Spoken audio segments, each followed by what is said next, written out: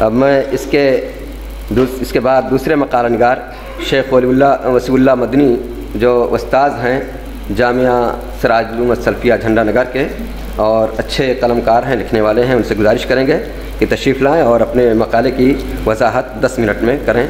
ناظم seminar قابل قدر علماء کرام، میرے مقالے کا عنوان ہے فتاوی نظریہ، تعارف و مطالعہ اور اس کے ماخذ و مصادر۔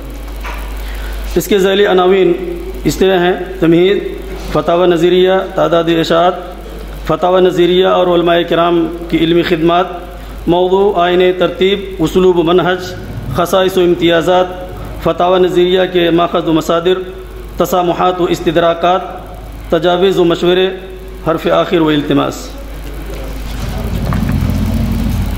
ہندوستان کی بلند پایہ علمی و دینی ممتاز ہستیوں میں سے شیخ الکل حضرت میاں سید محمد نذیر حسین محدث دہلوی کی ذات گرامی اپنی علمی، فکری، تحقیقی، تدریسی اور دعوتی زرعی کارناموں کے لحاظ سے ایک امتیازی شان کی مالک تھی۔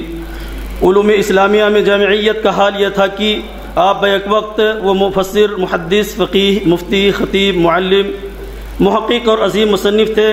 کتاب و سنت کی روشنی میں پیش آمدہ اور پیچیدہ احکام و مسائل حل کرنے میں ان کو مجتہدانہ بصیرت حاصل تھی۔ علامہ زماں حضرت میاں سید محمد نذیر حسین محدث دہلوی کی علمی خدمات اور قلبی نقوش میں ان کی گراں قدر تصنیفات ہیں، جن میں ان کے دینی، علمی، فکری اور تحقیقی فتاوی کی بھی خاصی تعداد ہے۔ شروع ایام میں ان فتاووں کی حفاظت کا خاص اہتمام نہیں کیا گیا اور نہ ہی ان کی نقلیں محفوظ کی گئیں۔ الحیات بعد البعات کے فاضل مصنف مولانا فضل حسین بہاری کے حسب ارشاد وفات سے 27 برس پہلے ایک روز فتویٰ نویسی کے بارے میں گفتگو کرتے ہوئے میاں صاحب نے فرمایا تھا کہ اگر میرے فتووں کی نقل رکھی جاتی تو ان کی تعداد کم سے کم فتویٰ عالمگیری سے 4 گنا زیادہ ہوتی، مگر اس کا کسی نے خیال نہیں کیا۔ آپ کی حیات مبارکہ میں آپ کے ان فتاووں کی کتابت و طباعت نہیں ہو سکی۔ آپ کے انتقال کے بعد آپ کے 2 نامور شاگرد خاص، صاحب زبان و قلم صاحب عون علامہ شمس الحق عظیم آبادی اور صاحب تحفہ علامہ عبدالرحمن مبارک پوری رحمہ اللہ نے ان فتاووں کو یکجا کیا اور نہایت ہی کمال امانت داری اور دقت نظری سے ان کو فقہی ابواب پہ مرتب فرما کر 2 جلدوں میں شائع کرنے کا شرف حاصل کیا اور اس کا نام فتاوی نظریہ رکھا۔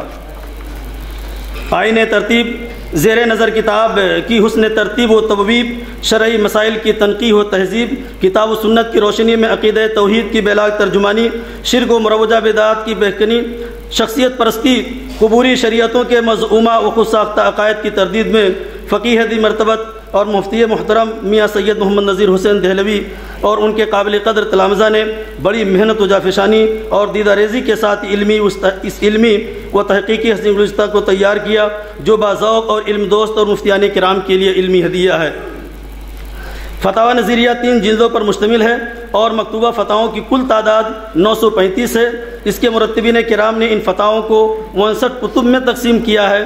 پہلی جلد میں 12 کتابیں، 279 فتاوے اور 1 ضمیمہ بابت اذان ثالث شامل ہے۔ دوسری جلد میں کل 25 کتابیں اور 379 فتاوے قلم بند کیے ہیں۔ تیسری جلد میں 22 کتابیں اور 285 فتاوے ہیں۔ آخر میں شیخ نذیر سبحانی کا تیار کردہ 26 صفحات پر مشتمل ایک مفید اشاریہ ہے، جو علمی، تحقیقی اور تنقیدی ذوق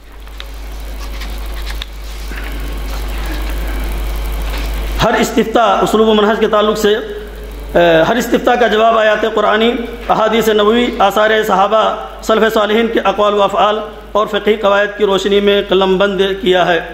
موقع، محل اور موضوع کی اہمیت و افادیت کی رعایت کرتے ہوئے شعراء اسلام کے اشعار بزبان عربی، اردو، فارسی ہدیہ قارئین کیا ہے۔ استفتاء کا جواب لکھنے کے بعد معتبر کتابوں کے نصوص اور ائمہ کرام کے اقوال لکھتے ہیں۔ اختلافی مسائل میں اعتدال و میانہ روی کی راہ اختیار کرتے ہیں اور مخالفین کے اقوال و آراء اور ان کے دلائل و استنباط کا عالمانہ انداز میں محاکمہ و مناقشہ کرتے ہوئے ان کے علمی فروگزاشت اور غلط طریقے استدلال کی تردید کرتے ہیں۔ بعض استفتاء کا جواب قلم بند کرنے سے پہلے بطور مقدمہ و تمہید کے چند ضروری اصولی باتوں کو صفحہ کرتاس کیا ہے تاکہ صورت مسئلہ کے افہام و تفہیم میں آسانی ہو۔ شرعی مسائل بیان کرنے میں حسب حالات و ظروف کے تقاضوں کو بھی ملحوظ خاطر رکھا ہے۔ ممدوح محترم حضرت میاں صاحب اور ان کے شاگردوں نے کہیں مفصل، مدلل اور مسکت جواب قلم بند کیا ہے، کہیں نہایت اختصار و ایجاز پر اکتفا کرتے ہوئے تفصیلی کلام اور دلائل کے لیے دوسری معتبر کتابوں کے مفید کے مطالعے کا مشورہ دیا ہے۔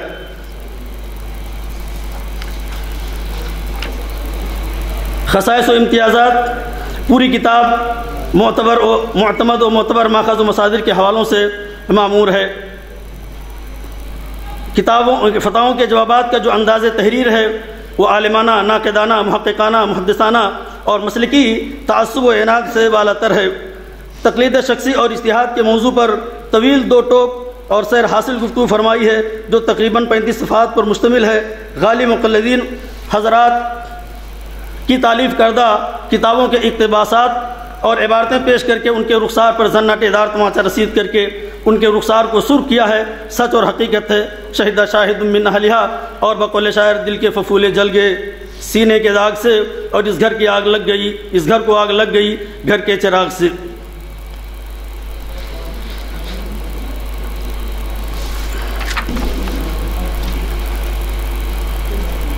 فقہ و فتاوی کے حوالے سے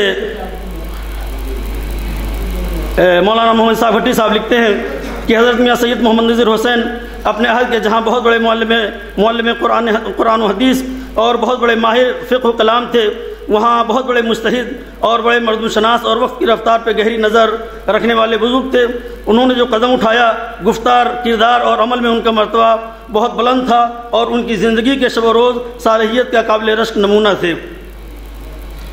فتاوی نظریہ کے ماخذ و مصادر کے حوالے سے اس مجموعے کے اساسی ماخذ دو ہیں، قرآن اور حدیث۔ ذیلی ماخذ 9 ہیں، اجماع، اقوال صحابہ، استحسان وغیرہ۔ اس مجموعے کی تدوین و تصنیف میں میاں نذیر حسین صاحب اور ان کے دیگر تلامذہ نے حسب ضرورت اپنے موقف کی تائید و توثیق میں یا مخالفین کی تردید میں ان کتابوں کے اقتباسات یا ائمہ کرام و فقہا کے اعظام کے اقوال نقل کیا ہے۔ پوری امانت و دیانت سے اصل کتاب کی طرف منسوب کرنے کے بعد تفصیل و تحقیق کے خاصگار اہل علم حضرات کو اس کی جانب رہنمائی کر دی ہے۔ اس کتاب کے مصادر و مراجع کی کل تعداد تقریباً 451 ہے، جو آپ کی علمی جلالت شان، تبحر علمی اور ذوق مطالعہ کی روشن دلیل ہے۔